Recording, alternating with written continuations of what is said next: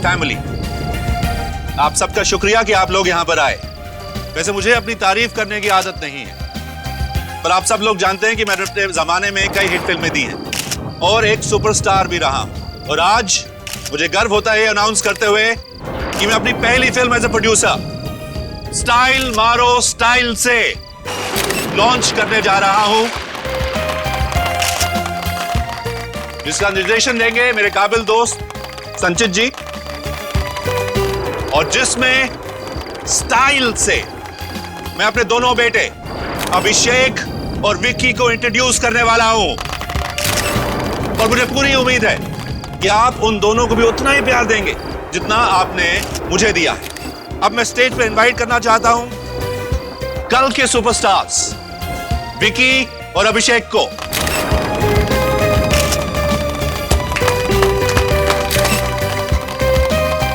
अभिषेक,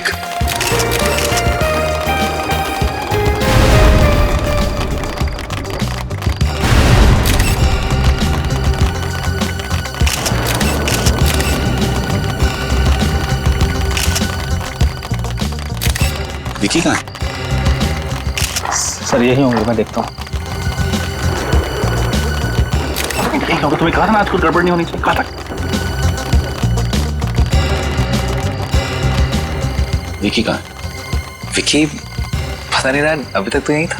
बड़ी मुझे नहीं पता, मैं इतने देर से मीडिया के सामने बक कर रहा हूँ, तो यहाँ खड़े मत हो, जाओ ढूंढो उसे। Go. Dad relax. Don't tell me to relax, जाओ। गो। लेडीज एंड जेंटलमैन, मुझे यह लगता है कि विक्की और अभिषेक को इंट्रोड्यूस करने से पहले इस फिल्म के बारे में दो शब्द अगर इस फिल्म के डायरेक्टर संचित जी कहें तो। मिस्टर संचित, प्लीज प्लीज प्लीज। स्टाइल मारो स्टाइल। सर आप चिंता मत कीजिए सर, मैं कहा था गड़बड़ नहीं, कहा था कि नहीं मैंने। सर मैं ढूंढता हूँ, यहीं आसपास ही कहीं होंगे। मेरा मतलब है कि विक्की भैया, सर सर मीडिया लोग मौजूद हैं, आप प्लीज ठीक से। देखिए आप शांत रहने की कोशिश कीजिए। नाम कटवा दिए। अरे विक्की भैया कहाँ हो आप? फोन उठाओ यार। कहाँ हो विक्की भैया? आज ना जरूर डांट खाओगे पापा से। अरे घंटी की आवाज तो यहाँ से आ रही है, वो तो भैया की रिंगटोन है, लेकिन भैया फोन क्यों नहीं उठा रहे? ये रिंगटोन तो बढ़ती ही जा रही है।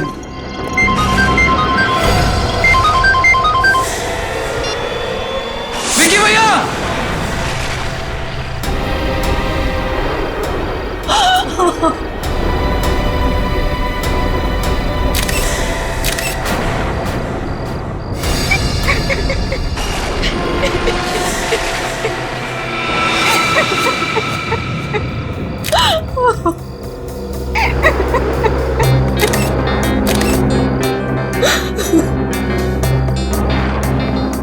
देसी कट्टा है। मिस्टर अभिषेक, सबसे पहले लाश आपने देखी? जी हाँ सर। कब और कैसे? मैं विक्की भैया को ढूंढने कॉरिडोर में आ रहा था और उस वक्त कॉरिडोर में आपने किसी और को भी देखा था? जी नहीं सर, जब मैं यहाँ आया तो विक्की भैया का खून हो चुका था। खून? तुम्हें ऐसा क्यों लगता है कि इनका खून किया गया है? हो सकता है इन्होंने आत्महत्या की हो। ये कट्टा इनके हाथ में ही था। नहीं कर सकते सर। सर मैं विक्की भैया को बहुत अच्छे से जानता था, वो आत्महत्या नहीं कर सकते। नहीं, आत्महत्या तो नहीं है ये खून है। अगर आदमी आत्महत्या करेगा तो वो कनपट्टी भी गोली चलाएगा या ज्यादा से ज्यादा इस एरिया में। इसकी छाती पे गोली लगी है यहाँ। ऐसे अपने आप को गोली मारना मुश्किल है। ये खून है। बहुत अच्छे। अरे यार अभिजीत, मेरा काम अगर तुम लोग करने लगोगे तो मुझे तो छुट्टी लेकर के आश्रम जाना पड़ेगा ना। अरे नहीं नहीं डॉक्टर साहब, जो सामने दिख रहा था वही अंदाजा लगाने की कोशिश कर रहा था। अब आप आ गए हैं, आप संभालो। ये खून है या आत्महत्या? हाँ, लेकिन उससे पहले इन लोगों को जरा एक्सक्यूज मी प्लीज, आप लोग थोड़ा जरा प्लीज आइए। Please ma'am please.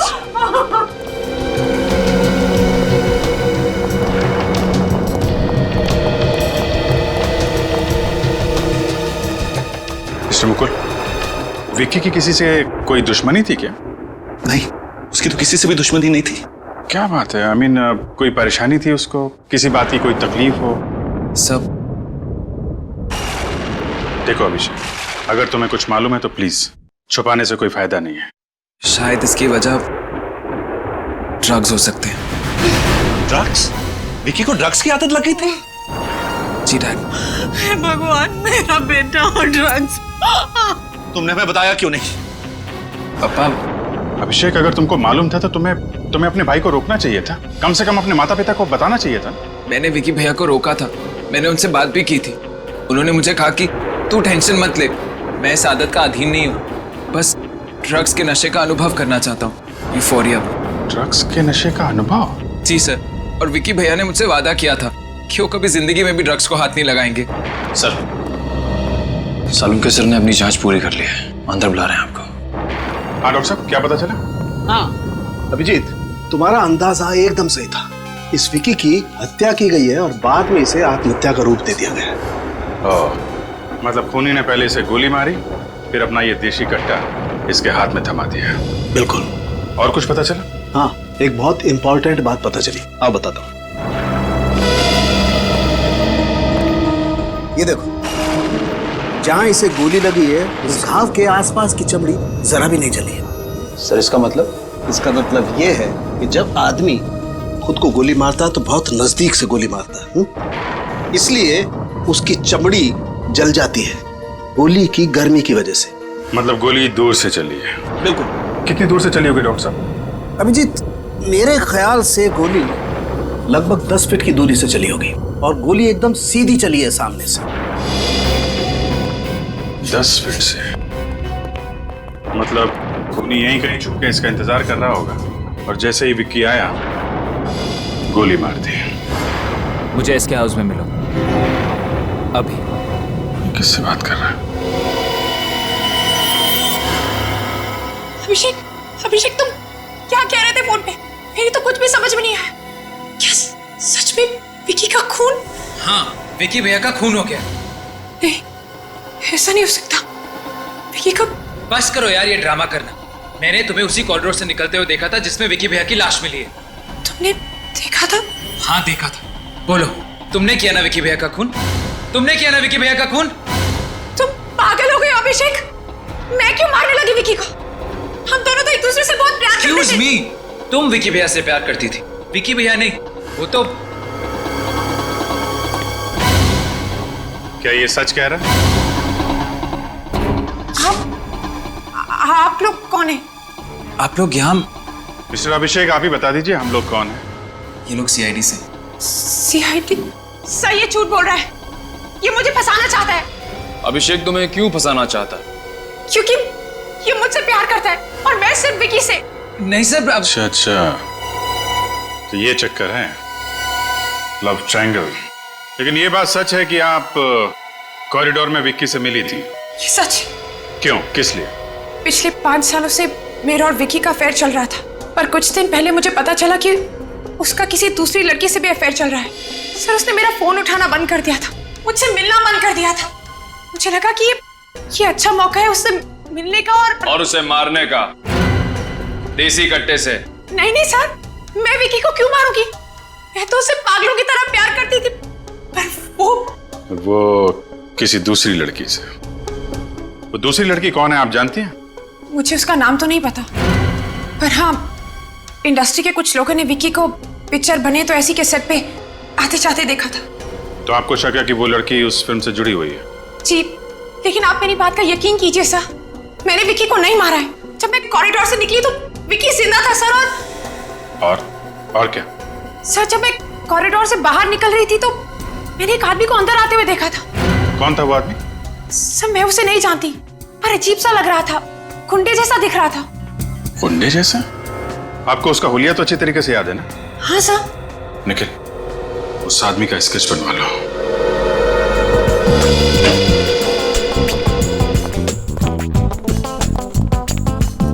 Excuse me sir, बार 12 बजे के बाद खुलेगा। पता है, हम यहाँ पे फिल्म स्टार मुकुल के बेटे विक्की की मौत के सिलसिले में कुछ पूछताछ करने आए हैं। हाँ सर, देखा मैंने टीवी पर, बहुत बुरा हुआ। मिस्टर विक्की इसी पब में पीने आते थे ना? हाँ सर, लेकिन आप लोग ये सवाल क्यों पूछ रहे हैं? आप लोग कौन है? सीआईडी। सीआईडी? और वो यहाँ पे अपने एक दोस्त के साथ पीने आते थे। हाँ सर, वो अभी भी यहीं है। अभी भी यहीं पे? हाँ सर। कहाँ है वो रहा सर। उसका नाम रॉनी है सर। विक्की की मौत के गम में रात भर पीते रहा, घर जाने की हालत में नहीं था, यहीं सो गए। अच्छा, चलो जगाओ इसको जरा। उठ उठ।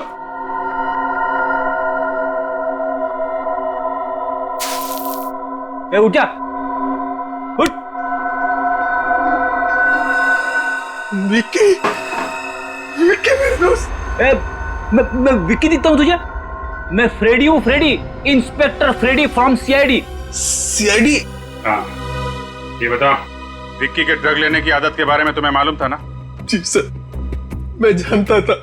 लगी कैसे उसे ये ड्रग्स लेने की गंदी आदत? लगी नहीं थी सर, लगवाई गई थी। लगाई थी? किसने? कब? सर 2 महीने पहले की बात है। इन दिनों विक्की बहुत परेशान रहता था। उसी वक्त तेजा नाम के एक आदमी ने उसे ड्रग्स लेने की सलाह दी। दरअसल सर जबरदस्ती ही की थी। करीब 2 हफ्ते तक वो उसे मुफ्त में ड्रग्स देता रहा, और जब उसको पता चल गया कि विक्की को ड्रग्स लेने की लत लग गई है, तब वो ड्रग्स के बदले में पैसे मांगने लगा। और विक्की ये पैसे अपने पिताजी से और अपनी गर्लफ्रेंड से भीख मांग के लाता था, है ना? नहीं सर, हम लोगों से मांगता था। और तुम पैसे देते थे? हैं? ड्रग्स के लिए उसकी मदद कर रहे थे? कैसे दोस्त हो तुम? सर मुझे अपनी गलती का एहसास हो चुका है सर। बहुत जल्दी एहसास हो गया तुम्हें। सर वो हर बार आखिरी बार कहकर मुझसे पैसे निकलवा लेता था। मुझसे उसकी तकलीफ देखी नहीं जाती थी। आप तो जानते हैं सर, ड्रग्स लेने वालों का क्या हाल होता है। फिर? पर सर एक बार मैंने उसे पैसे देने से साफ इनकार कर दिया, तब उसने तेजा से उधारी पर ड्रग्स लेने शुरू कर दिए। उधारी में ड्रग्स लेता था? जी सर, पर वो तेजा को पैसे नहीं दे पाया, जिसकी वजह से उसने मेरे सामने विक्की के साथ मारपीट की और जान से मारने की धमकी भी दी। अच्छा, ये कब की बात है? 1 हफ्ते पहले की। जरा देखो, ये तेजा? हाँ सर, यही तेजा है। अच्छा, इसका मतलब पूनम ने कॉरिडोर में जिस आदमी को देखा तेजा ही था। सर कहीं इस तेजा नहीं तो? लग तो ऐसा ही रहा है। क्या हो रहा है? बातें सुनने का बहुत शौक है तुम्हें? नहीं सर, मैं तो बस ऐसे ही। ऐसे ही? हाँ। तेजा को जानता है? कौन तेजा? कौन तेजा? जिसका नाम सुना तूने, जिसके बारे में बात हो रही है अभी। सर मैं किसी तेजा वेजा को नहीं जानता और ना ही जानना चाहता हूँ। ये भी कोई नाम हुआ तेजा? चुपचाप बता दे, वरना वो हाल होगा तेरा कि तू अपना नाम भी भूल जाएगा। बोल। बताता हूँ सर। कहाँ रहता है?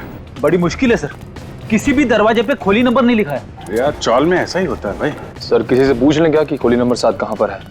पूछ लेते हैं। सुनो भाई, ये खोली नंबर 7 कहाँ पे है? वो पहले वाले पे ना, वो कोने वाली खोली साहब। वो? हाँ वो वाली।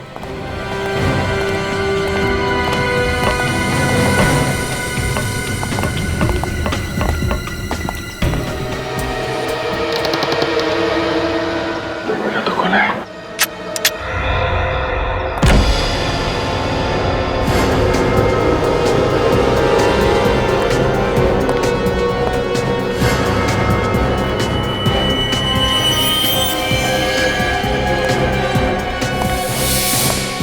ड्रग्स, इसका मतलब वो अभी यहीं था।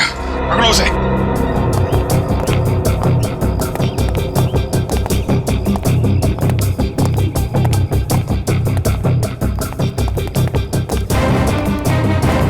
चारों तरफ देखो। हाँ?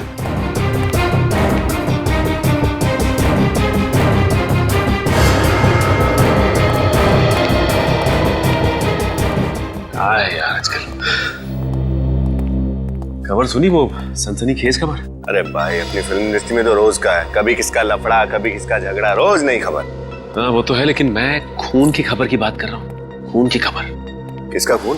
अरे विकी का खून। ये विक्की कौन है भाई? अरे विकी कौन है? वो अपना सुपरस्टार मुकुल, उसका बड़ा बेटा यार विकी। अरे विक्की, अरे बहुत बुरा हुआ बेचारे के साथ। हाँ यार, बुरा तो बहुत हुआ यार। अच्छा एक बात बता मेरे को, वैसे वो एक्टर कैसा था विकी? भाई बोलना तो चाहिए नहीं, लेकिन ये जरूरी नहीं है कि बाप सुपरस्टार हो तो बेटा भी सुपरस्टार बन जाए, समझे ना? मैंने तो यहाँ तक सुना है कि यहाँ पिक्चर बने तो ऐसी के सेट पे एक अभिनेत्री है जो विकी के काफी करीब आने की कोशिश कर रही थी, सिर्फ इसलिए कि स्टाइल मारो स्टाइल से मैं उसको हीरोइन साइन कर ले, वो बस। क्या बकवास कर रहे हो तुम दोनों? हाँ, सेट पर काम करने के लिए आते हो या लोगों का नाम खराब करने के लिए? इस तरीके की फालतू बकवास ना बंद करो। एक कामयाब अभिनेत्री की पहचान उसकी मेहनत और हुनर से होती है, इसलिए तुम लोग ये अफवाहें फैलाना बंद करो। तुम जैसे लोगों की वजह से ना इंडस्ट्री का नाम खराब हो रखा है। माफ कीजिए, लेकिन आप इतना परेशान क्यों हो रही? कहीं वो अभिनेत्री आप ही तो नहीं? जबान संभाल कर अपनी हद में रहकर बात करो, वरना तुम दोनों को ना प्रोडक्शन मैनेजर को बोलकर दोनों को इस सेट से ना धक्के मारकर बाहर निकाल दूंगी। अरे नहीं नहीं नहीं मैडम, आप ऐसा नहीं कर सकती, क्योंकि ऐसा करने की जरूरत नहीं पड़ेगी आपको, क्योंकि हम सीआईडी से। सीआईडी? मैडम आप ये बताने की मेहरबानी करेंगी कि विकी का जब खून हुआ उस वक्त आप कहाँ थी? आप लोग ये मुझसे क्यों पूछ रहे? कहीं आप लोगों को ये तो नहीं लग रहा कि विकी को मैंने मारा है? इसका मतलब आप वही अभिनेत्री हैं? हाँ। देखिए, हम सिर्फ तहकीकात कर रहे हैं। देखिए, मैं विकी को क्यों मारूंगी? मुझे विकी से जो चाहिए। मतलब ये सच है कि तुमने विक्की से दोस्ती इसलिए की ताकि वो अपनी पहली फिल्म स्टाइल मारो स्टाइल से में तुम्हें अपनी हीरोइन बना ले? हाँ। मतलब विकी का खून होने से पहले तक आप दोनों में दोस्ती थी? जी हाँ, वैसे तो मैं विक्की से अपने सारे रिश्ते तोड़ देना चाहती थी, मगर विक्की कुछ दिनों से बहुत अजीब तरीके से बर्ताव कर रहा था। अजीब तरह से बर्ताव कर रहा था? मतलब? उसका किसी भी चीज में मन नहीं लग रहा था। ट्रेनिंग के दौरान भी उसका संचित सर के साथ झगड़ा हो गया और संचित सर ने फिल्म डायरेक्ट करने से मना कर दिया। फिर क्या हुआ? विक्की के पिताजी उन्होंने किसी तरीके से बात को संभाल लिया और संचित सर मान गए। मगर क्या? संचित सर ये बात जान चुके थे कि 70% फिल्म खत्म होने के बाद विक्की उनको निकाल कर खुद फिल्म डायरेक्ट करना चाहता था, इसीलिए शायद संचित सर। ओह, तो ये बात है। संचित से मिलते हैं।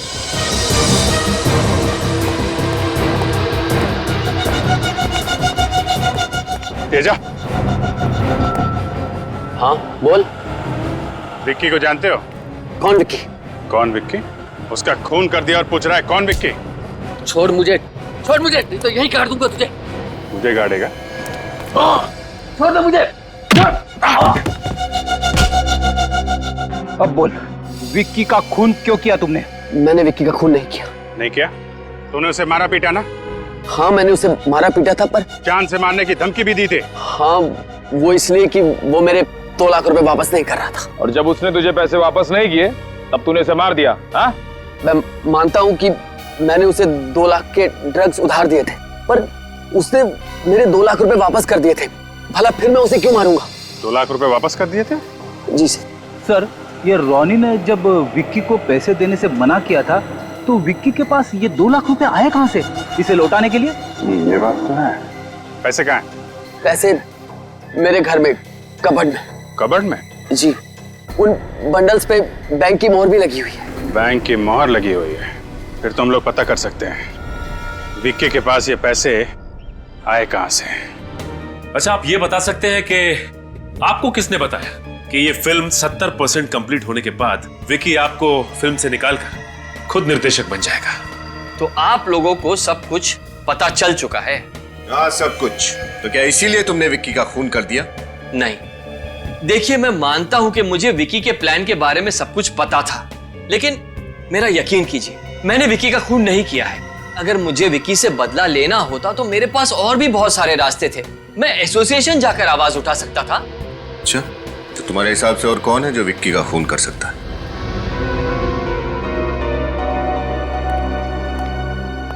छोटा मुंह और बड़ी बात।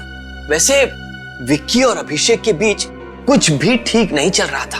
कुछ ठीक नहीं चल रहा था मतलब? ऑफिसर, फिल्म इंडस्ट्री में बहुत कम लोग ये बात जानते हैं कि विक्की मुकुल जी की पहली पत्नी का बेटा था और अभिषेक उनकी दूसरी पत्नी का। मतलब वो दोनों सगे भाई नहीं है? नहीं। अच्छा, ये मुकुल जी की पहली पत्नी, क्या वो जिंदा है? भगवान उनकी आत्मा को शांति दे। ठीक है। एक बात समझ में नहीं आई सर, मुकुल जी या उनके परिवार के किसी भी सदस्य ने मुझे ये सब बातें नहीं बताई। क्यों? मैं अभी यही सोच रहा हूँ विनीत, मुकुल जी के घर जाके पता चलेगा। सर। हाँ निखिल, क्या पता चला इस लेना बैंक से? सर बैंक से पता चला कि विक्की ने जिस अकाउंट से पैसे निकाले थे वो अकाउंट पूनम का ही था। अकाउंट पूनम का था? हाँ सर। पूनम ने खुद विक्की को ड्रग्स के लिए 2 लाख रुपए दिए?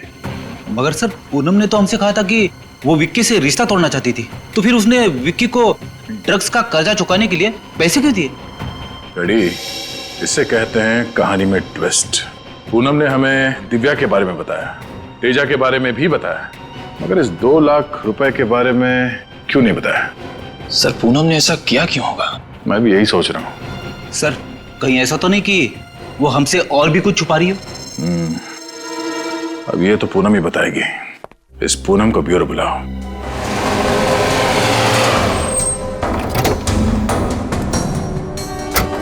चलो देखते हैं।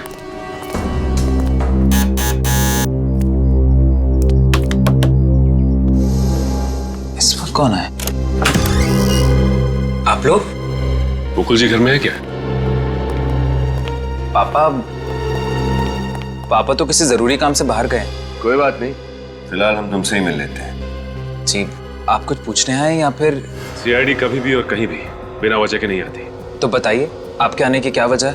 अभिषेक, बहुत कुछ पता चला है तुम्हारे बारे में। मेरे बारे में? किसने बताया आपको ये बहुत कुछ मेरे बारे में? तुम्हारी फिल्म स्टाइल मारो स्टाइल से के डायरेक्टर संचित ने।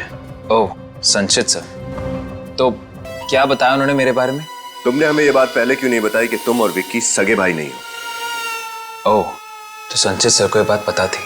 सर ऐसा कोई मुद्दा उठा ही नहीं जिस पे बात छेड़ी जाए, और वैसे भी ये बात ऐसी तो है नहीं जो बैनर लगाकर घुमा जाए, और ना ही ऐसी है जो किसी को समझाई जाए। वैसे संचित ने हमें एक बात और बताई कि आप और विकी के बीच में कुछ भी ठीक नहीं था।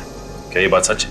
हम दोनों के बीच में अनबन जरूर थी, लेकिन सिर्फ इसलिए कि वो मुझसे बेहतर एक्टर है और सौतेला भाई।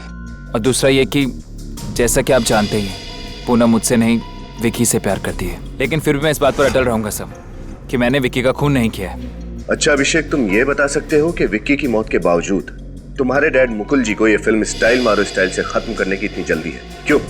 वो एक्चुअली सब डैड ने मार्केट से बहुत सारा पैसा उठाया और फाइनेंसेस भी यही चाहते हैं कि फिल्म जल्दी से जल्दी खत्म हो जाए।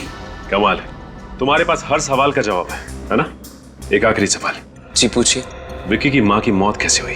वेल सब गीता जी की मौत के बारे में तो डैड ने मुझे कभी कुछ नहीं बताया।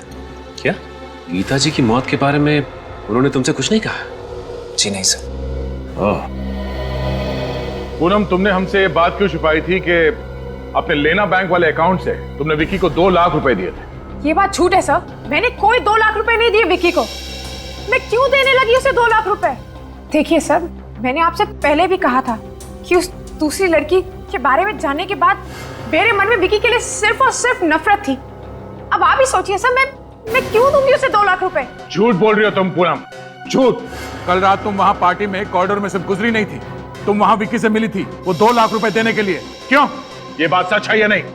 सर आप लोग क्या कह रहे हैं, मेरी तो कुछ भी समझ में नहीं आ रहा है। तुम इसी तरह झूठ बोलती रही ना पूनम, तो मजबूरन तुम्हारी खातिरदारी के लिए मुझे इंस्पेक्टर श्रेया को बुलाना पड़ेगा। बुलाओ, श्रेया को बुलाओ। सर उसकी कोई जरूरत नहीं है, मैं बताती हूँ। ये बात सच है कि कल रात को मैं विक्की से कॉरिडोर में मिली थी, उसे वो 2 लाख रुपए देने के लिए।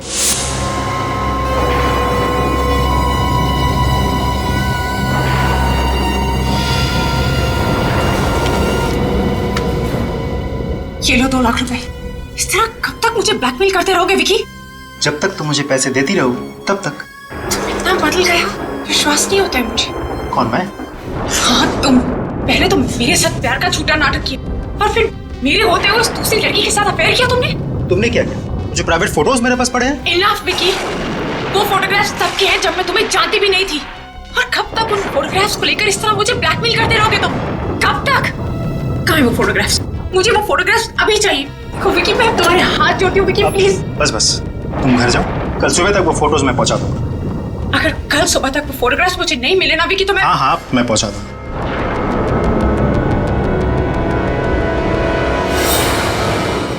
मुझे समझ में नहीं आ रहा है कि मैं विक्की की मौत पे हंसूं या रोऊं।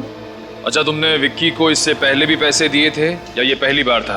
पहले वो मुझसे छोटी मोटी रकम लेता रहता था, पर इतनी बड़ी रकम मैंने उसे पहली बार दी थी। और हाँ सर, कुछ दिन पहले उसका फोन भी आया था मुझे। फोन किया था? जी सर, उसने मुझसे कहा कि उसकी गाड़ी खराब हो गई है और वो चाहता था कि मैं उसे वहां जाकर पिकअप करूं और उसे मलाड के किसी घर में छोड़ दूं। वो ये क्यों चाहता था कि तुम उसे पिक करके वहां घर पे छोड़? वो रिक्शा से भी जा सकता था। एग्जैक्टली सर, यही बात मैंने भी विकी से पूछी थी, लेकिन उसने मुझसे कहा कि उसे सिर्फ मुझ पर भरोसा है और वो चाहता है कि मैं उसे वहां छोड़कर आऊं। ये भी कोई बात हुई पूनम जी? जरूर इस बात के पीछे कोई और बात है। हाँ फ्रेडी, इस बात के पीछे जो भी राज है वो हमें इस मलाड वाले घर से ही पता चलेगा। सर, ये अभिषेक इसी बात पर टिका हुआ है कि उसने विकी का खून नहीं किया और उसके पिता मुकुल जी ने अपनी पहली पत्नी गीता की मौत के बारे में उसे कुछ भी नहीं बताया। जो भी पता चलेगा इस घर से पता चलेगा। बस सर, यही है वो घर।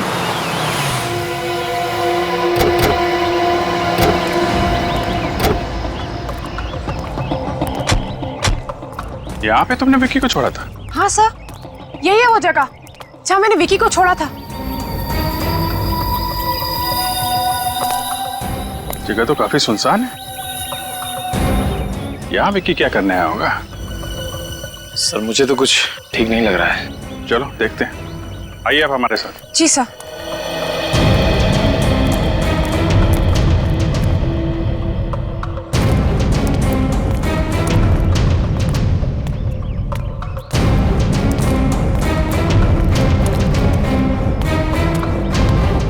तो यहाँ पे शोक सभा चल रही है।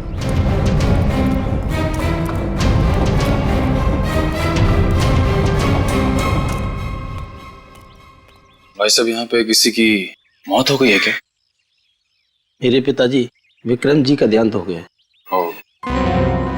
आपके पिताजी की मौत हो गई? जी, लेकिन आप लोग कौन हैं? अब हम लोग सीआईडी से हैं। सीआईडी? हाँ, क्या करते थे आपके पिताजी? जी, वो पुलिस इंस्पेक्टर थे। Police inspector? जी, मगर वो पुलिस डिपार्टमेंट से रिटायर हो गए थे सर। अच्छा, कैसे मौत हुई उनकी? कल रात को सर उन्हें दिल का दौरा पड़ा और वो चल बसे सर। कोई परेशानी थी क्या उनको? हाँ सर, किसी बात को लेकर परेशान जरूर थे। मैंने उन्हें पूछने की कोशिश भी की मगर उन्होंने कभी बताया नहीं कुछ। अच्छा, कुछ दिन पहले यहाँ पे कोई विक्की नाम का लड़का आया था क्या विक्रम जी से मिलने? विक्की? नहीं सर, नाम से तो नहीं जानता, मगर 2 दिन पहले एक लड़का जरूर मिलने आया था उनसे। शायद सर वही विक्की होगा। क्या बात कर रहे थे, आपको कुछ मालूम है? ज्यादा कुछ तो याद नहीं है, शायद किसी आर्काइव्स की बात कर रहे थे। Archive? Okay, thank you. Sir, Vicky को एक रिटायर पुलिस इंस्पेक्टर से क्या काम हो सकता है? कुछ तो होगा, इसका पता हमें आर्काइव से चलेगा। तो मिस्टर विक्रम यहाँ पे आए थे? जी हाँ, आए थे यहाँ। किस सिलसिले में आए थे? वो एक फाइल देखने आए थे। कौन सी फाइल देखने आए थे? वो 25 साल पहले हुए गीता मर्डर केस की फाइल देखने आए थे। Geeta murder case? और उस केस की तहकीकात भी विक्रम जी ही कर रहे थे। एक बात बताइए, विक्रम जी जब यहाँ पे आए थे तो अकेले आए थे या उनके साथ में कोई और भी? वो अकेले नहीं आए थे, उनके साथ 2 नौजवान लड़के भी थे साथ में। जरा ये फोटो देखिए। क्या ये लड़के थे? हाँ सर, उनमें से ये लड़का था। और ये वाला? नहीं सर, ये नहीं था। ये नहीं था? जी नहीं सर। तो फिर विक्रम जी के साथ वो दूसरा लड़का कौन था? चलिए सर, कम से कम फाइल तो मिल गई। हाँ, और इस फाइल में लिखा है कि 23 दिसंबर 1987 की रात को गीता जी का खून एक चोर ने किया जो उनके घर में घुस आया था। गीता जी ने उस चोर को रोकने की कोशिश की मगर उस चोर ने उन पर हमला किया और उसी वक्त गीता जी की मौत हो गई। मतलब गीता जी का खून हुआ था? उस चोर का नाम राजीव कुमार है। उस पर मुकदमा चला पर गवाह या सबूत ना मिलने की वजह से कोर्ट ने उसे छोड़ दिया और अंत तक इस गीता जी के खून में किसी को भी सजा नहीं हुई। और इसमें यह भी लिखा है कि जिस बंदूक से गीता जी का खून हुआ वो देसी कट्टा था जो आज तक नहीं मिला। ये विक्की की लाश के पास से भी तो हमें देसी कट्टा ही मिला था ना? हाँ, और देसी कट्टे का कोई रजिस्ट्रेशन तो होता नहीं। तो हो सकता है जिस आदमी ने गीता जी का खून किया था 25 साल पहले, उसने उसी कट्टे से विक्की का भी खून कर दिया। मगर ये राजू तो छूट चुका था ना, तो फिर उसे विक्की को मारने की क्या जरूरत थी, वो भी 25 साल बाद? ये बात मेरी समझ में भी नहीं आ रही है। कहीं ये राजीव कुमार कोई सरफिरा इंसान तो नहीं था? सर इस राजीव कुमार का फोटो तो होना चाहिए इस फाइल में। हाँ, होना तो चाहिए। ये क्या, राजीव कुमार की फोटो इस फाइल में नहीं है? ये देखो, फोटो का कोना तो खाली है। अब इस राजीव कुमार को हम पकड़ेंगे कैसे? मुझे लगता है वो फोटो इस फाइल में से विकी ने निकाली होगी जब वो रिटायर्ड इंस्पेक्टर विक्रम के साथ आर्काइव गया था ये फाइल देखने के लिए। मगर सर विक्की को 25 साल के बाद अपनी मरी हुई माँ के केस में इतनी दिलचस्पी क्यों होने लगी और उसने इस राजीव कुमार का फोटो क्यों गायब किया होगा? अब ये तो विकी बता सकता था या फिर वो रिटायर्ड इंस्पेक्टर विक्रम, पर अफसोस उन दोनों की मौत हो गई और ये राज उनके साथ ही दफन हो गए। सर ये भी तो हो सकता है कि विकी का खून होने से पहले विकी ने इस फोटो को कहीं छिपा दिया। हो सकता है विकी ने ये फोटो अपने घर पे छुपाई। सचिन, मुकुल के घर की तलाश लो।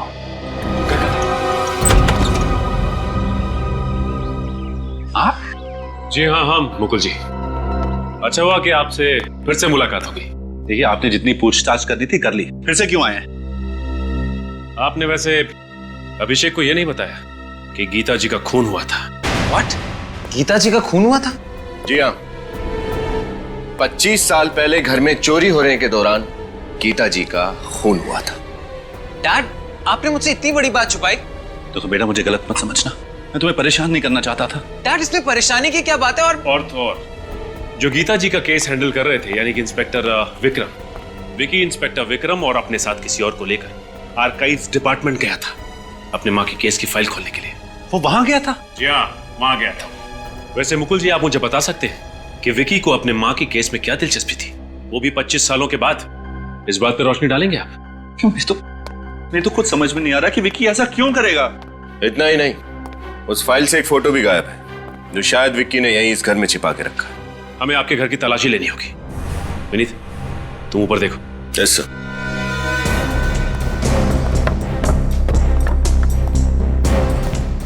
ये सब क्या हो रहा है?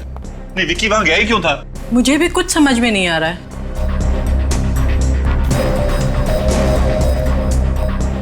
देखिए, आपको यहां कुछ नहीं मिलेगा।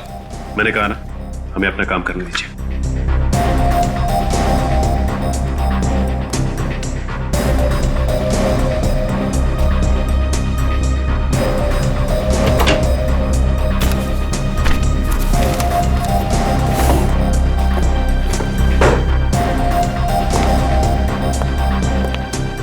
देखिए, कुछ नहीं मिलेगा यहां पर। मैंने आपसे कहा ना, प्लीज।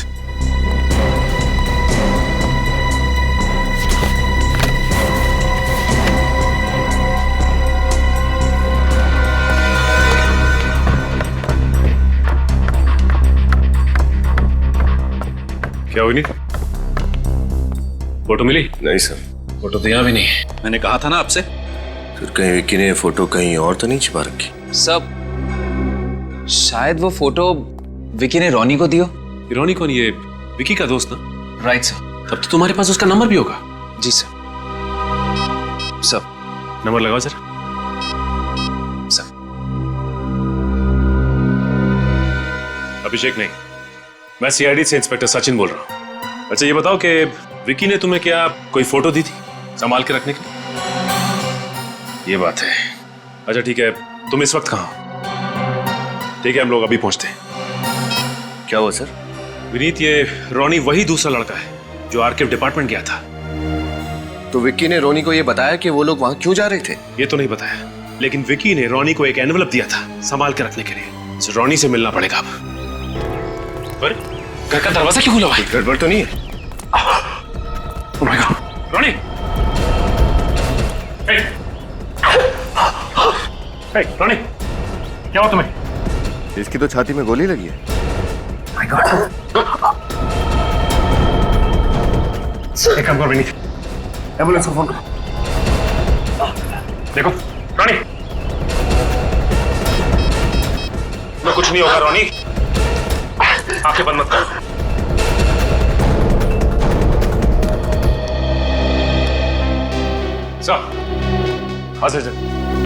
इस रोनी से कुछ पता चला? नहीं सर, रोनी के यहाँ पहुंचने से पहले किसी ने रोनी को... क्या? रोनी भी मारा गया? नहीं सर, अब रोनी पे किसी ने गोली तो चलाई थी, लेकिन हम लोग सही वक्त पे पहुंच गए और उसे हॉस्पिटल पहुंचा दिया। बच तो जाएगा ना? हाँ सर, विनीत हॉस्पिटल में ही। डॉक्टर का कहना है कि गोली दिल के काफी पास लगी।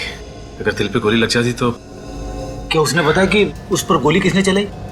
नहीं फ्रेडी, वो इस हाल में नहीं है कि कुछ बता सके। अच्छा, उसके बाद से ये राजीव कुमार की फोटो मिली? सर वो फोटो विकी ने संभाल के रखने के लिए दी थी उसे लिफाफे में, लेकिन मुझे लगता है कि जिसने रॉनी पे गोली चलाई वो आदमी वो लिफाफा साथ लेके चला गया। अब क्या करें सर? इस राजू का पता कैसे लगा? बहुत जल्द पता चल जाएगा फ्रेडी। गीता मर्डर केस की फाइल हमने हाईकोर्ट से मंगवाई है। सर आने के सर, मैं हाईकोर्ट से गीता मर्डर केस फाइल की कॉपी लाया। इसी का तो इंतजार था। देखे तो ये राजीव कुमार दिखता कैसे है। ये राजीव कुमार है? वाह,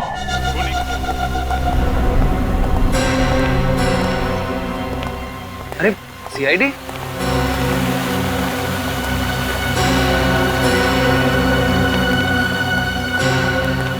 ये लोग यहाँ क्यों आए?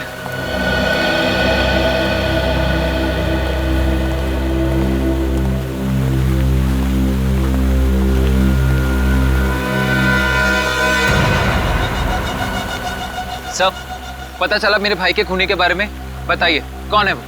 खूनी का भी पता चल गया है और ये भी पता चल गया है कि वो कहाँ है। खूनी इस वक्त यहीं इसी सेट पे मौजूद है। इसी सेट पर? जी हाँ, और खूनी ने एक नहीं दो खून किए हैं। 2 खून? जी हाँ, 2 खून। और उस हत्यारे ने सिर्फ आपके बेटे विकी को ही नहीं मारा, बल्कि आपकी पहली पत्नी गीता जी का भी खून किया उसने। What? जी हाँ मिस्टर मुकुल, जरा सोचिए कि 25 साल पहले जिस शख्स ने आपकी पत्नी की हत्या की थी उसकी उम्र करीब 30 साल थी, तो इस वक्त करीब 55 का होगा। राइट। 55 साल। तो मिस्टर राजू, आपकी भी उम्र करीब 55 साल की होगी ना? ये क्या बकवास कर रहे हैं आप?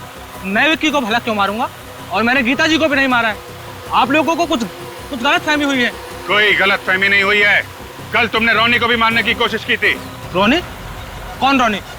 मैं किसी रोनी को नहीं जानता। लगता है सर दिमाग पे ज्यादा बोझ पड़ने से याददाश्त कमजोर हो गई है। कोई बात नहीं, हम मदद कर देते हैं। विनीत,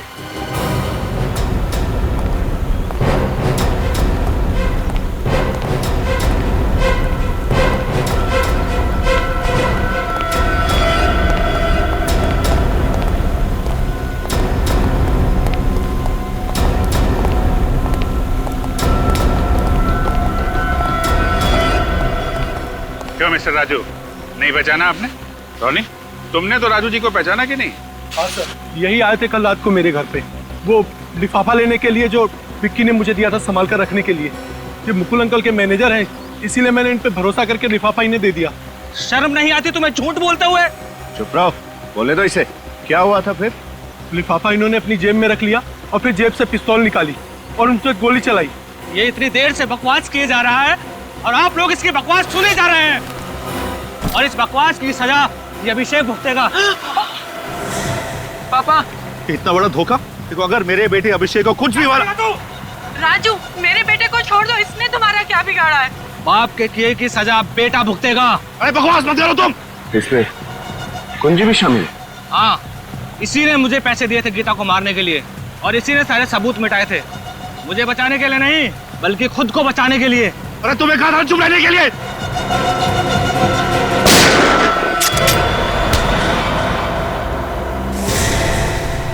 मिस्टर मुकुल, आपका खेल खत्म हो गया। बोलो। मैंने गीता से सिर्फ पैसों के लिए शादी की थी। विकी के पैदा होने के बाद हमारे झगड़े बढ़ गए। गीता ने मुझे तलाक देने की धमकी भी दी। मैं डर गया था। उस टाइम में सुपरस्टार मुकुल नहीं बल्कि एक आम आदमी था। मैं नहीं चाहता था कि वापस सड़कों की खाक जानूं, इसलिए पैसों की लालच में आके मैंने इसे गीता को मारने के लिए पैसे दिए और एक गैर कानूनी तमंचा भी दिया, ताकि पुलिस रिकॉर्ड्स में उस हथियार का कोई रिकॉर्ड ना मिले। और फिर प्लान के मुताबिक एक रात जब घर पे कोई नहीं था, उसने अपना काम कर दिया। लेकिन इतने साल बाद तुमने इस राजीव को नौकरी पे क्यों रखा? जब मैं बड़ा फिल्म स्टार बना तो उसने मुझे ब्लैकमेल करना शुरू कर दिया। आए दिन पैसे मांगने लगा। मैं डर गया था, अगर ये अपना मुंह खोल देता तो मेरा बना बनाया खेल खत्म हो जाता। इसलिए मैंने इसे अपने यहाँ बड़ी पगार पर मैनेजर की नौकरी दी और इसका नाम बदलकर राजू का नया नाम दिया। और विकी, वो तो तुम्हारा अपना खून था ना? विकी को मारने की तो मैं सोच भी नहीं सकता था। मुझे तो पता भी नहीं चला कि कब से विक्की ने अपने माँ के कातिल को ढूंढना शुरू किया। कब उसे राजू पे शक हुआ और फिर ये सब। इसका मतलब राजू, विक्की का खून तुमने किया है? हाँ? मैं तुझे छोड़ूंगा नहीं। क्यों मारा तुमने विक्की को? इसकी याददाश्त कमजोर है। तुम मेरे बारे में बात कर रहे हो? तुम्हारे बारे में ही बात कर रहा हूँ। 2 महीना पहले गीता के खून के बारे में तुमसे बातें करते हुए विक्की ने मुझे सुन लिया था, इसीलिए मुझे उसे। राजीव कुमार उर्फ राजू, तुम्हें गीता जी और विक्की के खून करने के जुर्म में, और मुकुल तुम्हें गीता जी के खून की साजिश रचने के जुर्म में शायद फांसी होगी। गोपी, गोपी, गोपी!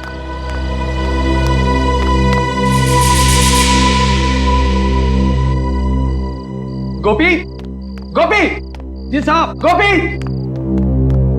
आया साहब। कहां थे तुम? तुम्हें पता है ना कि रोज रात को खाना खाने के बाद मुझे चाय चाहिए होती। जी सर, जल्दी लेकर आ।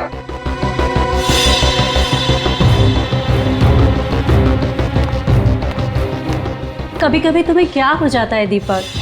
तुम्हें पता है ना कि गुस्सा करते हुए तुम बिल्कुल अच्छे नहीं लगते।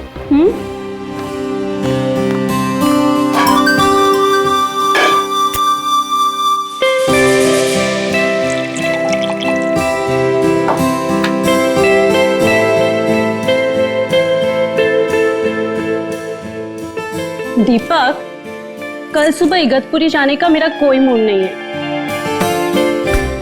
माँ डार्लिंग, मूड तो हम लोग बनाने जा रहे हैं ना, तो मूड तो वहां जाकर बन ही जाएगा। क्या बात है, बड़े रोमांटिक हो रहे हो। अरे यही तो उम्र है रोमांटिक होने की। गोपी, गोपी! जी मैम साहब। गोपी, चाय के साथ थोड़ी सी बिस्किट भी ले आना। जी मैम साहब।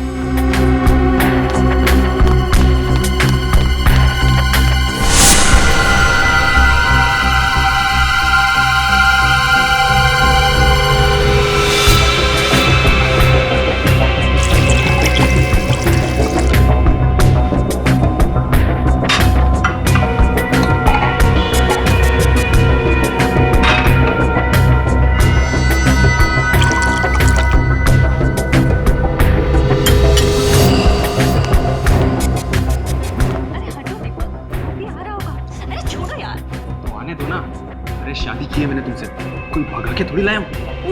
हटो हटो, छोड़ो।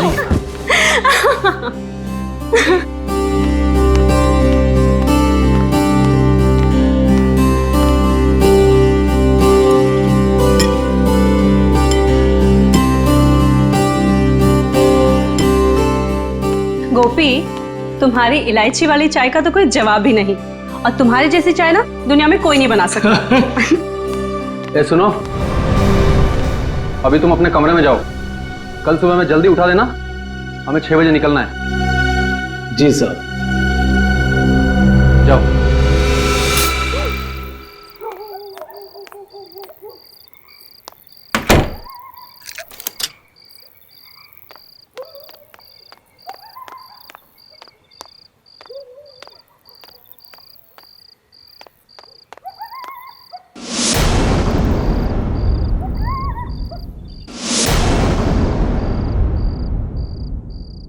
दीपक!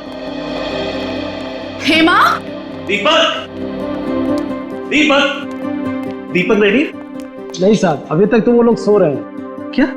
हमें 6 बजे बुला के खुद सो रहे हैं? दीपक! दीपक! क्या हुआ? कुछ जलने की बू आ रही है ना? मुझे भी आ रही है। तब आओ देखते। दीपक!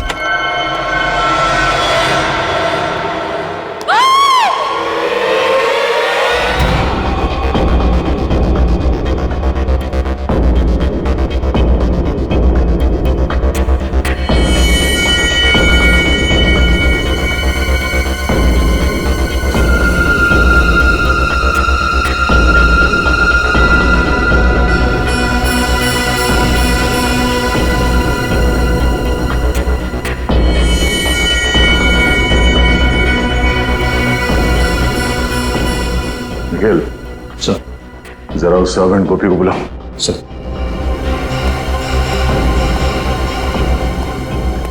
गोपी, इधर आओ।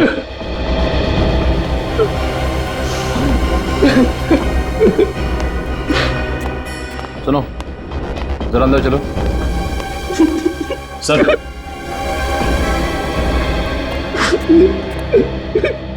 गोपी, कल रात जब यहाँ पे आग लगी तब तुम कहाँ थे? सर, अपने कमरे में सो रहा था। तुम सो रहे थे?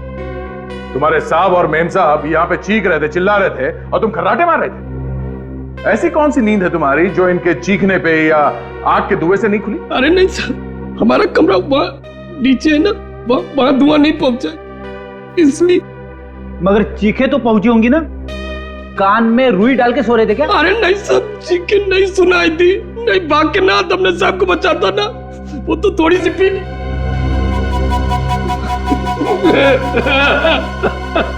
शर्म आनी चाहिए तुम्हें। अगर तुम शराब के नशे में नहीं होते तो शायद तुम्हारे साहब और मेम साहब आज जिंदा होते। अच्छा, कल रात यहाँ पे और कौन कौन था? नहीं, कोई और नहीं था, हम सिर्फ 3 लोग थे यहाँ पे। आखिरी बार कब मिले तुम अपने साहब और मेम साहब को? रात के 10:30 बजे साहब और मेम साहब को चाय पीने की आदत थी ना, सोने से पहले चाय पीते थे। मैं चाय देने आया था, तभी देखा। उस वक्त उन दोनों में क्या बातें हो रही? किसी बात से परेशान थे? ना बिल्कुल नहीं, वो तो आपस में मजाक कर रहे थे, जैसे शादी के नए जोड़े होते हैं वैसे ही बिल्कुल मजाक कर रहे थे। और मेम साहब ने तो मेरी तारीफ भी की थी, तुझसे चाय इलायची की चाय दुनिया में कोई नहीं बना। मुझे क्या पता था वो चाय उनकी जिंदगी की आखिरी चाय हो जाएगी।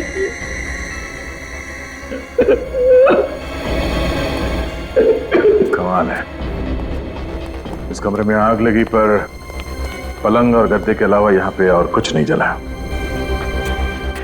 पर सर, जब दीपक और रीमा आग में जल रहे थे वो चुपचाप सोते रहे, वो चीखे क्यों नहीं, चिल्लाए क्यों नहीं, यहाँ से भागे क्यों नहीं?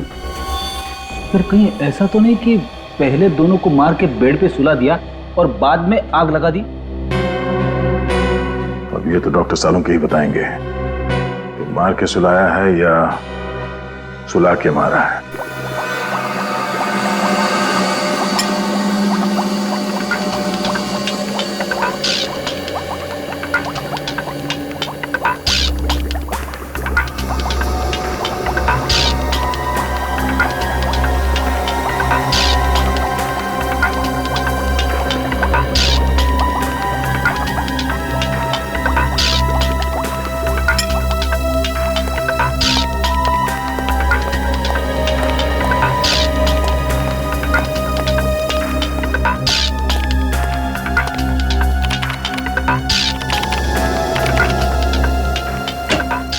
हाँ अभिजीत भाई, तुम लोगों का अंदाजा एकदम सही था।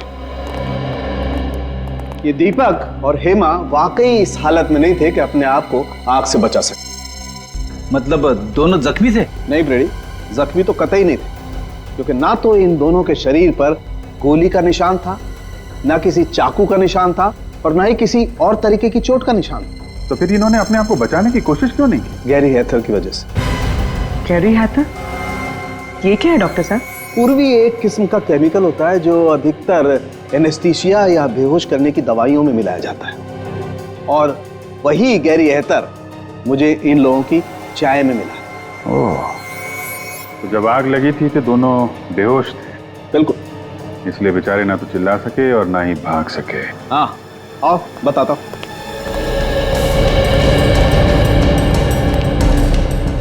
ये देखो, टेबल लैंप के इस वायर को शॉर्ट किया गया। अब जैसे ही ये टेबल लैंप जला होगा, ये वायर धीरे धीरे गर्म होना शुरू हुआ होगा, और इतना गर्म हो गया होगा कि इसमें स्पार्क हुआ होगा, और उस स्पार्क की वजह से आग लग गई होगी। ओह, तो आग इससे लगी? ये तो तुम लोग पता करो। आग कैसे भी लगी हो डॉक्टर साहब, लेकिन ये तो पक्का है कि दोनों का खून हुआ है। एक मर्डर है। खूनी को मालूम था कि दोनों रात में सोने से पहले चाय पीते, इसलिए चाय में उसने बेहोशी की दवा मिला दी और दोनों को बेहोश कर दिया। कुछ देर के बाद शॉर्ट सर्किट हुआ और आग लग गई। सर, घर का नौकर गोपी कह रहा था कि रात को 10:30 बजे चाय देने के बाद वो अपने कमरे में सोने चला गया था। रात को मेन गेट उसी ने बंद किया और फिर सुबह उसी ने खोला। सर, तो कहीं ये सब गोपी ने तो नहीं किया? हो सकता है। मुझे लग रहा है कि ये काम अकेले गोपी के बस का नहीं है, कोई और भी है जो इसके साथ मिला हुआ है। पहले एक काम करते हैं, दीपक और हेमा इनकी पूरी डिटेल्स निकालते हैं। जी हाँ, वो सारी डिटेल्स मुझे जल्दी से जल्दी चाहिए। Thank you sir. ये रही दीपक की जन्म कुंडली। Very good. पिछले 6 महीनों में उस पर 2 बार हमला हो चुका है, पर किस्मत से वो दोनों बार बच निकला। और दोनों बार जब इस पे हमला हुआ तो ये मीटिंग के लिए अकेला जा रहा था। सर, अगर ये कोई बिजनेस से रिलेटेड दुश्मनी होती फिर तो उसे दीपक के पार्टनर मनीष को भी अपना निशाना बनाना चाहिए, सिर्फ दीपक ही क्यों? वही तो हैरानी की बात है सर।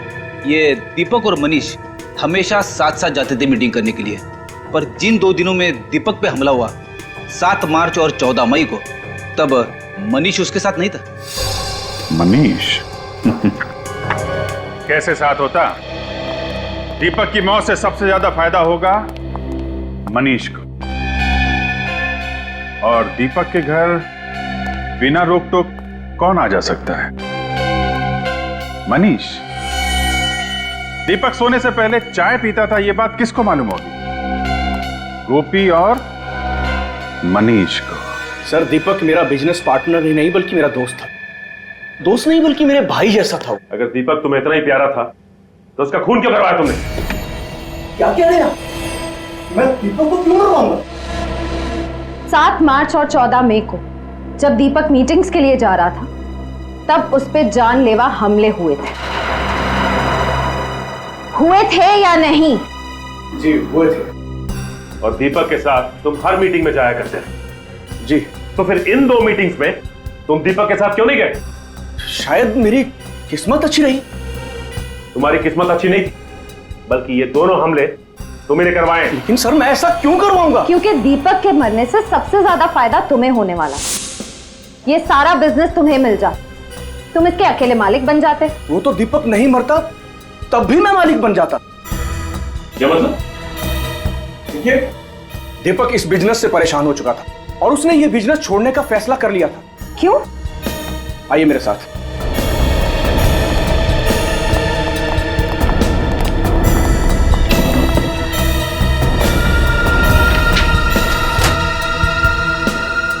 दीपक बिजनेस इनकी वजह से छोड़ रहा था।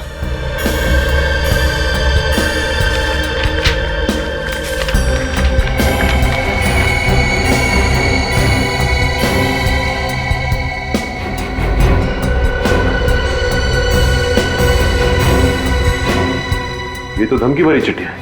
ये चिट्ठियां कौन भेजता था? पता नहीं सर, है कोई गुंडा जो हर महीने हमसे 5 लाख रुपए मांगता था और कहता था अगर पैसे नहीं दोगे तो 5 लाख टुकड़े कर दूंगा।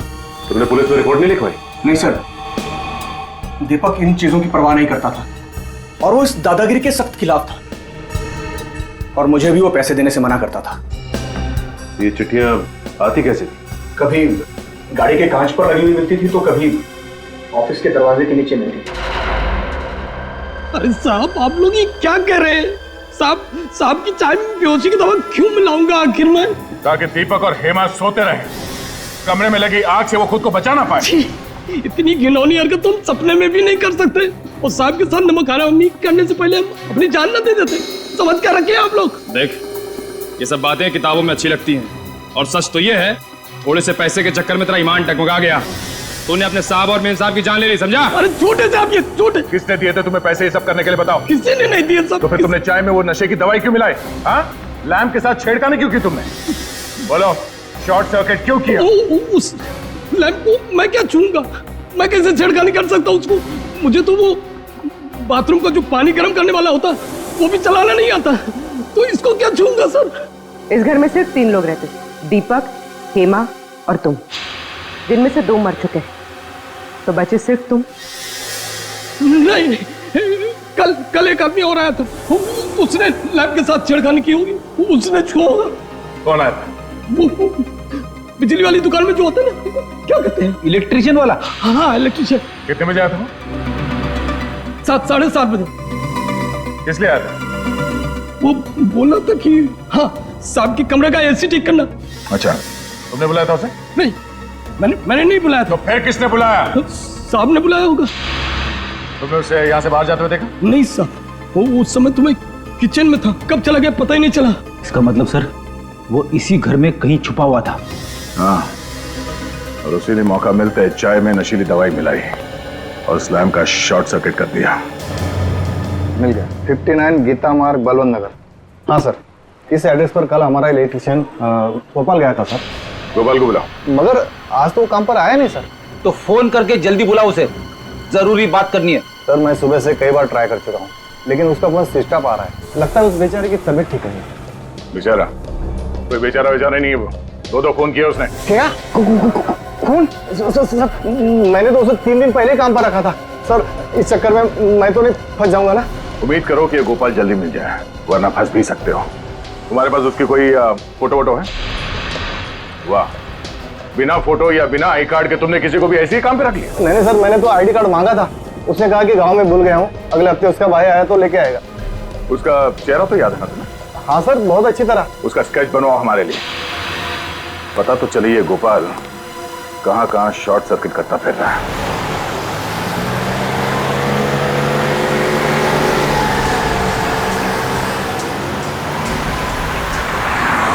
सर उस इलेक्ट्रिशियन ने बहुत लंबी चौड़ी प्लानिंग की दीपक और हेमा को मारने। सर ना सिर्फ उसने उनके लैम्प के तार के साथ छेड़खानी की, बल्कि उनके चाय में बेहोशी की दवा भी मिला दी। मुझे तो लगता है कि एसी ठीक करने के बाद भी वो घर से गया ही नहीं होगा, वहीं पे कहीं छुप के बैठा होगा, इंतजार कर रहा होगा कि कब वो दोनों वापस आएंगे और कब वो उनकी चाय में वो बेहोशी की दवा मिलाएगा। पर यह बात तो सिर्फ दीपक का नौकर गोपी ही जानता था कि उन दोनों को रात में चाय पीने की आदत है। सर मुझे तो लगता है ये गोपी भी इस जुर्म में शामिल है, क्योंकि सर बिना किसी अंदर वाले की मदद के ये गुनाह कर पाना थोड़ा मुश्किल लगता है सर। गुनाह किसी अंदर वाले ने किया है या किसी बाहर वाले की मदद से किया गया है, ये तो स्केच की पहचान होने के बाद ही पता चलेगा। हाँ श्रेया, अच्छा उस इलेक्ट्रिशियन का स्केच है हमारे क्रिमिनल रिकॉर्ड में? क्या नाम है उसका? ओके ठीक। हाँ बोलो। अच्छा ठीक। सर वो इलेक्ट्रिशियन गोपाल एक तनुज नाम का पुराना मंझा हुआ अपराधी। तनुज? और वो धमकी भरे खत, उसका कुछ पता चला? हाँ सर, उन पे लगे हुए इंग्लिश के निशान बता दे कि वो रंगा नाम के मुजरिम थे। सर इस रंगा का भी पुराना रिकॉर्ड है, बिल्डर्स बिजनेसमैन वगैरह को धमका के पैसे लिए। तब ये तनुज रंगा के लिए काम कर रहा है। और सर रंगा ने शायद उन दोनों को इसीलिए मरवा दिया क्योंकि दीपक ने उसे पैसे देने से इनकार कर दिया। लेकिन सर हम इस रंगा तक पहुंचेंगे कैसे, क्योंकि हमारे पास इसका कुछ अता पता भी नहीं है। निखिल, चूहे को बिल से बाहर निकालने का सबसे अच्छा तरीका क्या है जानते हो? क्या है सर? चूहे के बिल के बाहर रोटी का टुकड़ा फेंको और आराम से बैठ के तमाशा देखो। इस रंगा नाम के चूहे को बाहर निकालने के लिए रोटी खिलाएगा मनीष, दीपक का पार्टनर मनीष।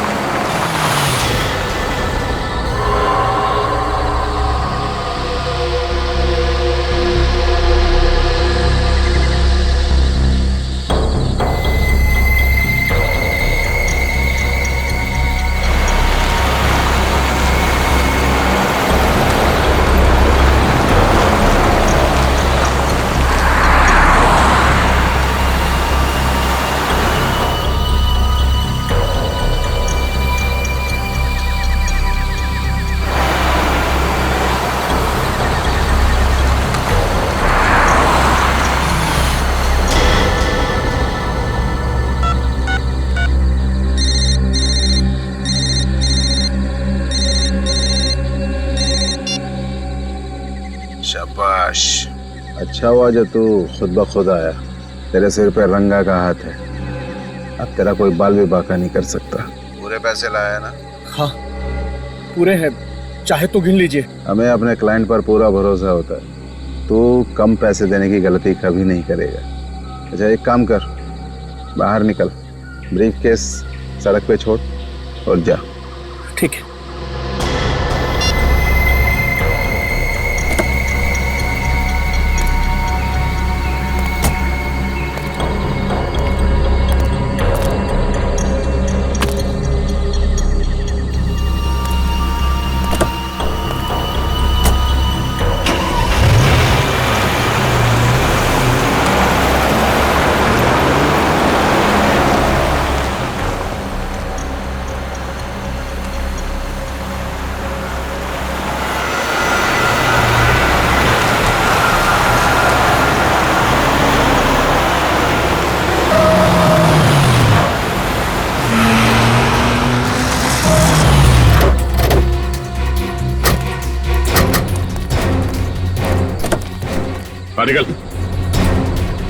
सीआईडी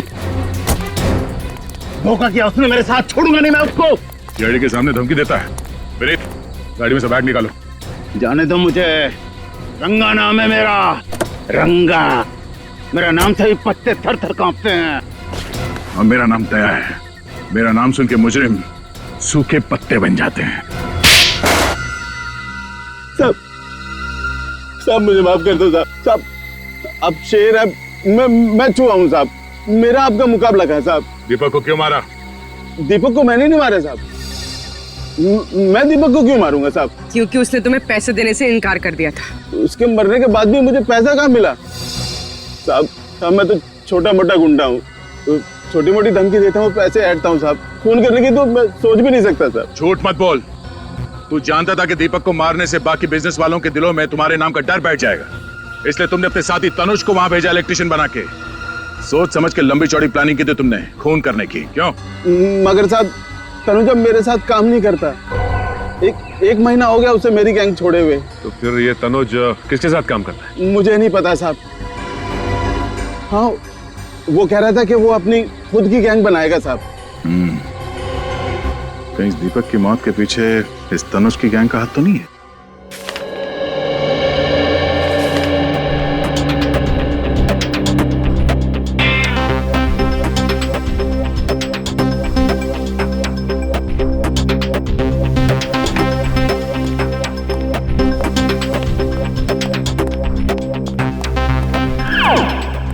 सर, आपने कभी कबड्डी खेली है? कबड्डी? कबड्डी?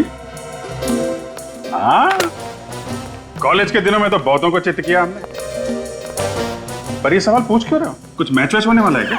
अरे नहीं सर, दरअसल बात यह है कि तनुज के लेकर मेरे दिमाग में कुछ सवाल आपस में कबड्डी कबड्डी खेल रहे हैं, और जब तक उन सवालों के जवाब मुझे मिल नहीं जाते तब तक मेरी सांस अटकी रहेगी।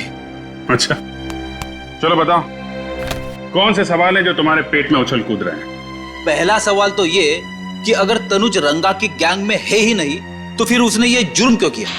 ना तो दीपक के घर से पैसे चोरी हुए और ना ही उसकी तनुज के साथ कोई पुरानी दुश्मनी थी। दुश्मनी तनुज की नहीं फ्रेडी, किसी और की थी।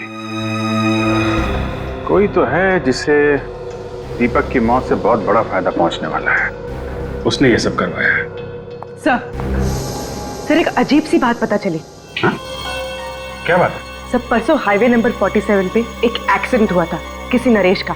उसमें भी हस्बैंड और वाइफ दोनों जलकर मर गए थे। अच्छा, उनका इस केस से कुछ लेना देना है? हाँ सर, 4 बातें एक जैसी इन दोनों केसेस में। पहली, नरेश की भी दीपक की तरह नई नई शादी हुई थी। दूसरी, नरेश और उसकी वाइफ दोनों ने खुद को आग से बचाने की कोशिश नहीं की। और तीसरी बात सर, उन दोनों की बॉडी में से भी वही कैरी हैथर नाम का केमिकल पाया गया जो इंसान को बेहोश कर देता है। और चौथी बात? चौथी और सबसे अहम बात सर, नरेश भी दीपक की तरह अमीर सक्सेसफुल बिल्डर था। बिल्डर? हाँ। है कौन ये सिर्फ बिल्डर लोगों को ही निशाना बना रहा है? इस नरेश और उसकी बीवी की बॉडीज कहाँ हैं? सर, उन दोनों की बॉडीज पुलिस मॉर्ग रूम में है। एक काम करो, बॉडीज को फोरेंसिक लैब भिजवा दो। सर, नरेश कुमार, इनके घर वालों से भी मिलना पड़ेगा। हमारी तो कुछ भी समझ में नहीं आ रहा है साहब कि खूनी कौन होगा। मेरे बेटे की तो किसी से दुश्मनी भी नहीं थी साहब, किसी से दुश्मनी नहीं। और आपकी बहू प्रीति की? वो बेचारी तो यहाँ ज्यादा किसी को जानती तक नहीं थी, कनाडा में ही पली बड़ी थी। तो क्या उसने शादी के बाद यही रहने का मन बना लिया था?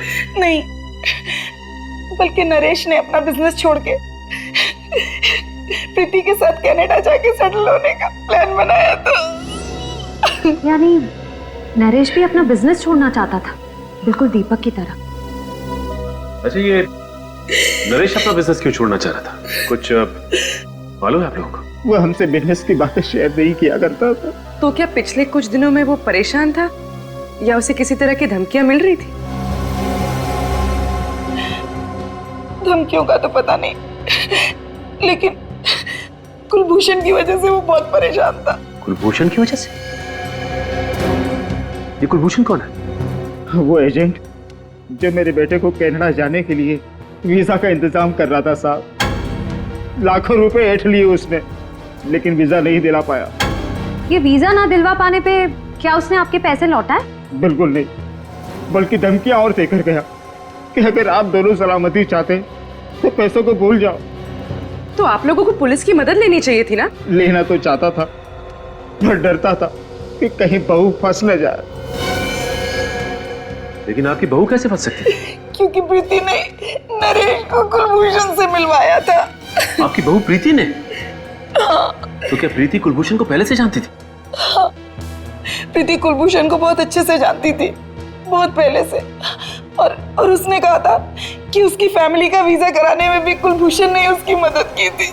हम आपके बेटे और बहू की फोटो देख सकते हैं? वो दूसरे वाले घर पर है साहब।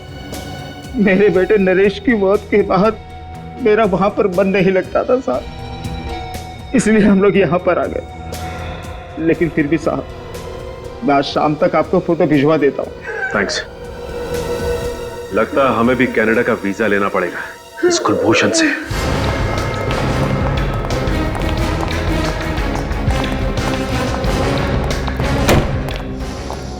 संभाल के भाई। भाई साहब, यहाँ का मालिक कौन है?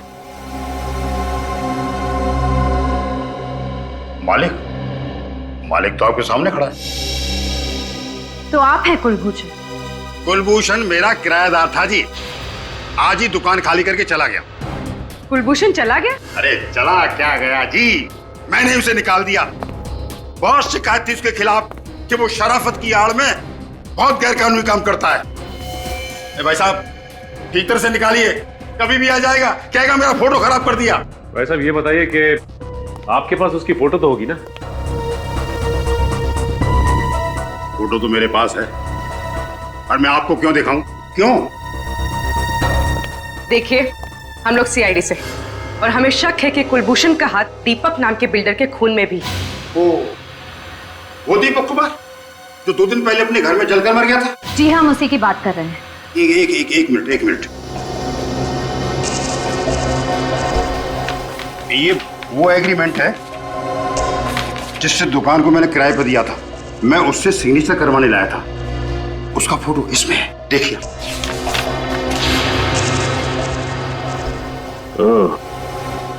ये है कुलभूषण। सर, लगता है ये दीपक भी इस कुलभूषण के चंगुल में फंस गया था, विदेश जाने के लालच में। अब दीपक के परिवार वाले ही बताएंगे इस कुलभूषण का इतिहास। आप ठीक कह रहे सर, कुलभूषण ही वो एजेंट था जो दीपक को वीजा देने वाला था। मतलब वीजा दिया नहीं दिया, पैसे भी पूरे ले लिए। जब भी हम लोग फोन करते यही कहता, आज दूंगा, कल दूंगा, यही कह के हमें बेवकूफ बनाता रहा। दीपक ने तो बोल भी दिया था कि 1 हफ्ते में वीजा बना के दे देना, नहीं तो पैसे लौटा देना, नहीं तो हम पुलिस में कंप्लेन कर देंगे। फिर क्या हुआ? हमने अपना बेटा खो दिया। अच्छा, अब दीपक को धमकी वाली चिट्ठियां आती थी, इसके बारे में कुछ मालूम है आप लोगों को? नहीं, दीपक ने इसके बारे में कुछ नहीं बताया हमें। अच्छा, इस कुलभूषण को कैसे जानते थे आप लोग? हम नहीं जानते थे, हमारी बहू हेमा अच्छी तरह से जानती थी, उसी ने हमें मिलवाया था। पर हेमा तो बाहर पली बड़ी है, तो वो कुलभूषण को कैसे जानती थी? मुझे नहीं मालूम। नरेश को कुलभूषण से मिलवाया उसकी बीवी प्रीति ने, और दीपक को मिलवाया हेमा ने। और सर, हेमा और प्रीति दोनों ही कुलभूषण को अच्छी तरह से जानती थी, विदेश में पली बड़ी होने के बावजूद। लगता है प्रीति और हेमा दोनों का आपस में कोई ना कोई कनेक्शन है।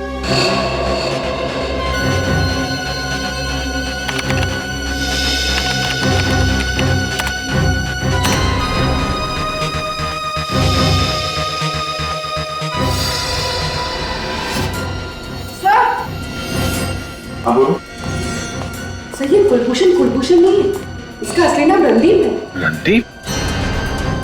ओह, ये तो पुराना पापी है। इतने सारे केसेस है इसके ऊपर 420 के। हाँ सर, ज्यादातर घपले इसने लोगों को विदेश ले जाने का झांसा देकर किए हैं। अमेरिका, इंग्लैंड, कनाडा, ऑस्ट्रेलिया का परमानेंट वीजा दिलवाने का झूठा वादा करके ये लोगों से लाखों रुपए ऐंठता था। और इसके आखिरी दो शिकार थे दीपक और नरेश। मगर सर, इस रणदीप ने तो कई सारे लोगों को चुना लगाया होगा, तो फिर इसने दीपक और नरेश की जान क्यों ली? शायद उन दोनों को रणदीप की असलियत के बारे में पता चल गया होगा, इसलिए रणदीप ने तनुज की मदद से दोनों को रास्ते से हटा दिया। सर इसमें यह भी लिखा है कि ये रणदीप शादियां भी करवाता था, अमीर परिवारों के लड़कों के लिए एनआरआई बहुएं भी लाता था। अच्छा, एनआरआई शादियां? ये इस रणदीप की एक और तरकीब होगी लोगों को फंसाने की। सर, लगता है ये रणदीप उन्हीं लोगों को अपने जाल में फंसाता होगा जिन्हें या तो विदेश जाने का चस्का है या फिर विदेश में रहने वाले भारतीय लोगों से शादी करने का। मगर हेमा इस रणदीप की इतनी तारीफ क्यों कर रही थी? दीपक के माता पिता ने बताया था ना कि कुलभूषण हेमा को काफी सालों से जानता था। पर सर, दीपक के माता पिता तो ये भी कह रहे थे कि हेमा ऑस्ट्रेलिया में पली बड़ी है, फिर इसका इंडिया में रहने वाले 420 रणदीप से पाला कैसे पड़ गया? और नरेश के माता पिता भी कह रहे थे कि उनकी बहू प्रीति काफी सालों से कुलभूषण को जानती थी। सर, इस रणदीप ने पहले हेमा और प्रीति को अपने जाल में फंसाया और फिर उनके जरिए दीपक और नरेश को अपना शिकार बनाया।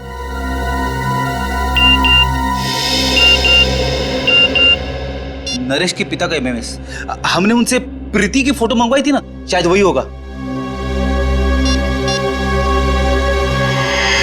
हाँ सर, ये प्रीति है। सर ये तो हेमा है। ये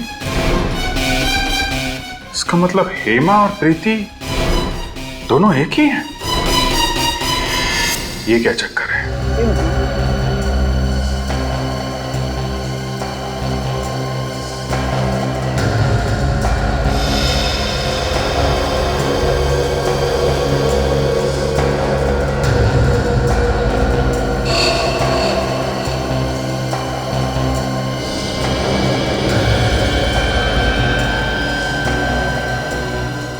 अब फोटो के अंदर घुस ही जाओगे क्या सालू के साथ? इतनी बारीकी से क्या देख रहे हो? हेमा की आंखें। नहीं तो क्या मिला कुछ आंखों में आपको? ढूंढ रहा हूं अभिजीत। मैं ये पता करने की कोशिश कर रहा हूं कि हेमा को हेड्रोक्रोमिक इरिडोसाइसिलिया नाम की बीमारी थी या नहीं। हेड्रोक्रोमिक इरिडोसाइसिलिया, ये क्या होता है डॉक्टर साहब? बच्चे, एक आंखों की ऐसी बीमारी होती है जिसका अगर वक्त पर इलाज न किया जाए तो आंखों की रोशनी जाती रहती है। अरे बाप रे, ये तो बड़ी खतरनाक बीमारी है। मतलब हेमा और प्रीति को ये बीमारी थी? अभिजीत, इन दोनों लाशों के ब्लड में तो मुझे इस बीमारी के लक्षण दिखाई दिए, लेकिन इस हेमा की आंखों में मुझे इस बीमारी का जरा भी कोई लक्षण दिखाई नहीं दिया। इसका मतलब इन दोनों लाशों में हेमा नहीं है ना। हेमा की जगह किसी और को लाकर जला दिया गया है। सर, अगर हेमा जिंदा है तो फिर वो गई कहां? और अगर ये लाश हेमा की नहीं है तो फिर है किसकी? सभी अस्पतालों से उन मरीजों की लिस्ट निकालो जिन्हें ये आंख वाली बीमारी थी, फिर देखते हैं उनमें से कौन कौन गायब है। पर आप लोगों को इस हेट्रोक्रोमिक इरिडोसाइसिलिया के मरीजों की लिस्ट चाहिए क्यों? केस सॉल्व करने के लिए। हम लोग सीआईडी से। ओह, एक मिनट। बहुत रेयर बीमारी है ये सर, बहुत कम लोगों को होती है। ये है उन मरीजों के नाम। तो कम से कम 50 नाम है। श्रेया, काम करो, मिसिंग पर्सन्स ब्यूरो की लिस्ट निकालो और देखो इन मरीजों में कोई है क्या।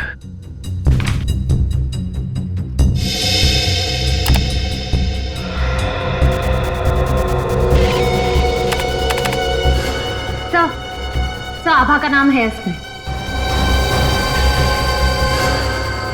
सर, गौरी का भी है। एक की उम्र 24 साल, दूसरे की 26। ये देखो, दोनों की हाइट 5 फुट 3 इंच, बिल्कुल हेमा के जितनी। और इन्हें दूर से देखकर कोई कह नहीं सकता कि ये हेमा नहीं है। सर, मतलब हेमा की जगह इन दोनों की लाश रखी गई। लाश? जी हाँ, लाश। हमें शक है कि आभा और गौरी, इन दोनों का खून हो गया है। ये तो बहुत बुरा हुआ सर। भगवान इन दो मासूम बच्चियों के साथ ऐसा कैसे कर सकता है? ये दोनों तो अपना इलाज कराने के लिए विदेश भी जाने वाली थी। विदेश जाने वाले थे?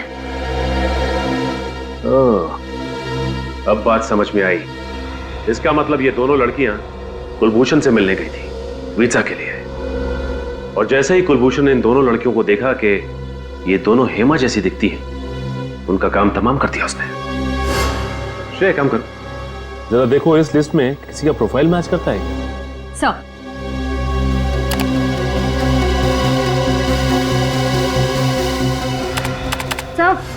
सर है, ये पूनम इसकी प्रोफाइल हेमा के प्रोफाइल से मैच करती है।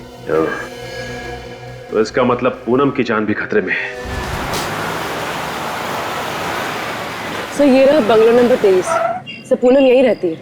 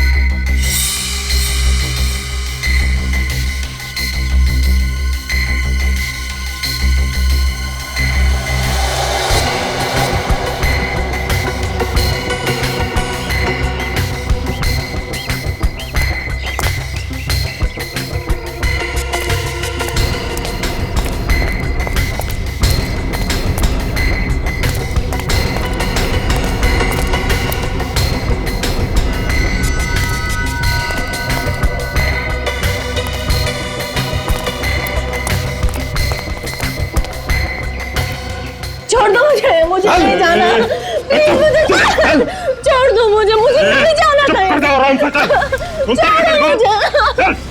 छोड़ दो। तो रणदीप और तनुज है। ये तो पूनम को जबरदस्ती लेके जा रहे हैं। लगता है एक और अमीर आदमी को मारने का प्लान है। चल अंदर बैठ। जल्दी गाड़ी चला, इससे पहले को आ जाओ यहाँ पे। चल। आ जाएंगे नहीं, आ गए।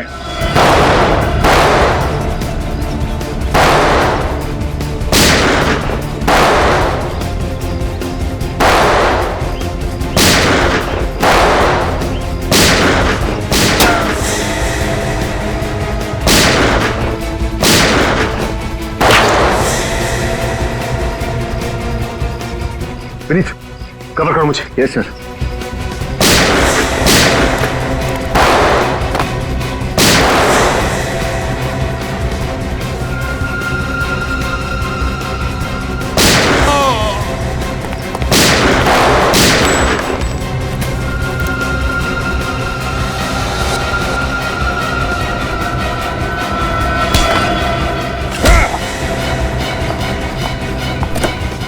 तुम ठीक तो हो ना? हाँ मैं।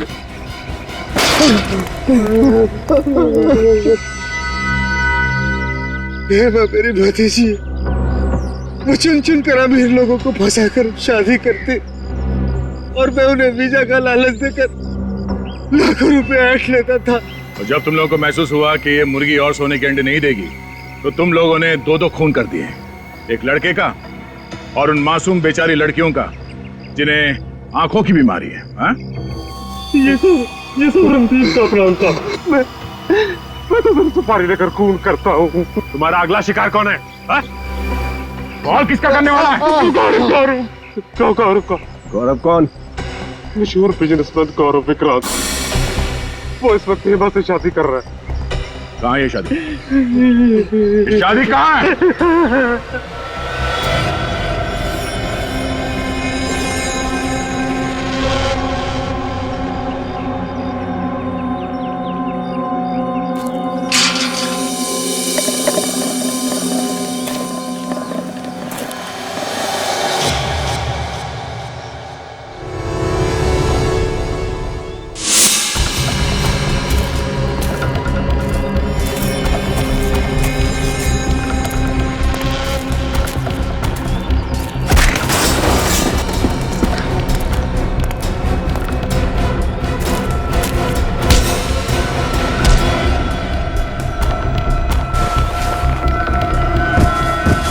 जिस पल का मुझे बहुत दिनों से इंतजार था, आज वो पल आ गया है तनिषा।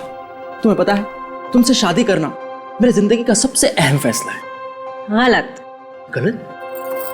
सबसे सही फैसला तो ब्राजील जाने का है ना गौरव? गौरव ब्राजील जाए या ना जाए, तुम जरूर जाओगी जेल।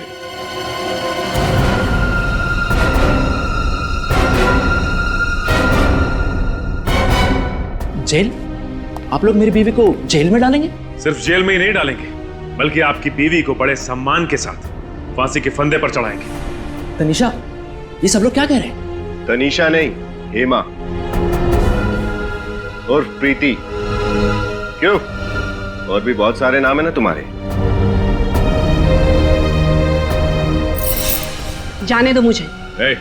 वरना अगले 5 सेकंड में इस कबूतर का भेजा फर्श पे पड़ा होगा। तनिषा, ये क्या कर रही हो तुम? तुम मुझ पर गन डाल रही हो? अपने पति को जान से मारोगी तुम? सॉरी गौरव, वैसे भी तुम्हारी जीवन रेखा कम थी, लेकिन अब सीआईडी के आने से और कम हो गई है। 1 2 3 4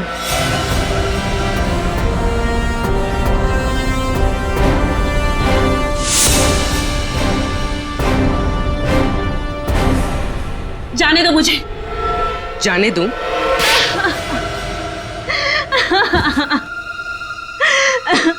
हम जानबूझकर वही परिवार ढूंढते जिन्हें एनआरआई बहू चाहिए थी, और फिर उन परिवारों का विश्वास जीतकर उनके साथ विश्वासघात करते हो तुम लोग। मैं चाचा जी को कुलभूषण बनाकर अपने ससुराल वालों से मिलवाती और खुद एक अच्छी बहू बनने का नाटक करती रहती।